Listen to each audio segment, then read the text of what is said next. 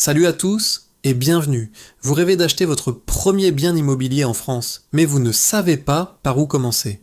Pas de panique, je vais vous guider pas à pas pour transformer ce rêve en réalité. L'objectif, c'est de trouver la perle rare, un bien sous le prix du marché, avec un fort potentiel d'optimisation et situé dans une zone à forte demande locative. C'est la clé pour un investissement réussi et rentable dès le départ. Alors, quel est votre objectif principal?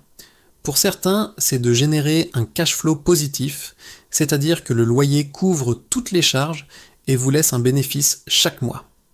Pour d'autres, c'est de se constituer un patrimoine solide sur le long terme. Et bien sûr, il y a l'aspect fiscalité. Comment optimiser vos impôts grâce à l'immobilier? Définir clairement votre but vous aidera à filtrer les annonces et à prendre les bonnes décisions. Une fois l'objectif fixé, il faut trouver la bonne zone. Ne vous éparpillez pas.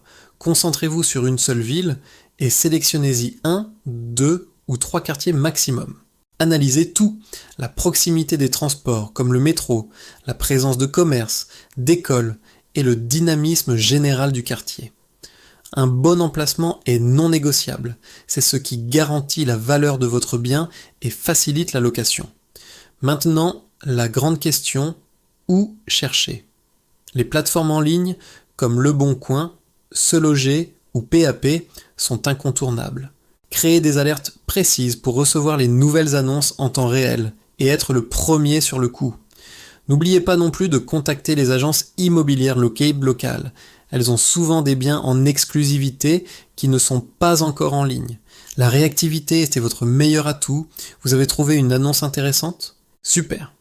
Mais attention, il faut apprendre à la décrypter en 30 secondes. C'est ma checklist rapide. Regardez immédiatement le prix au mètre carré et comparez-le à la moyenne du quartier.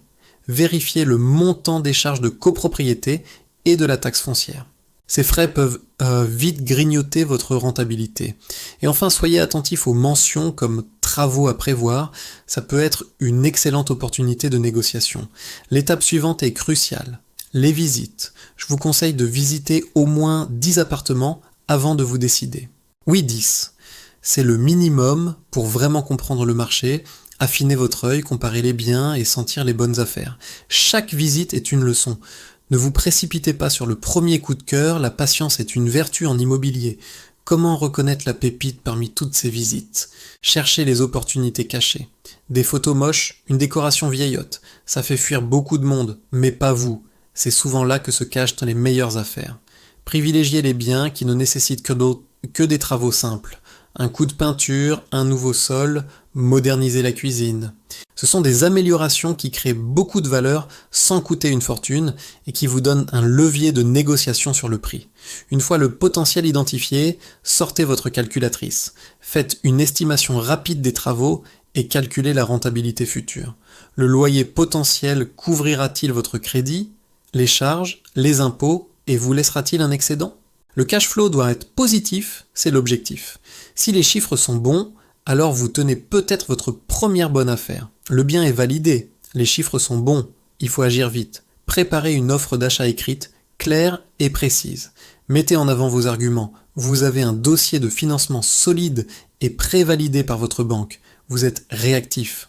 Un dossier propre et une offre rapide montrent votre sérieux et peuvent de faire la différence face à d'autres acheteurs. N'hésitez pas à négocier, surtout si vous avez bien identifié les points faibles du bien. Voilà, vous avez maintenant toutes les clés pour vous lancer. Apprenez, analysez et investissez intelligemment. Le plus important est de passer à l'action.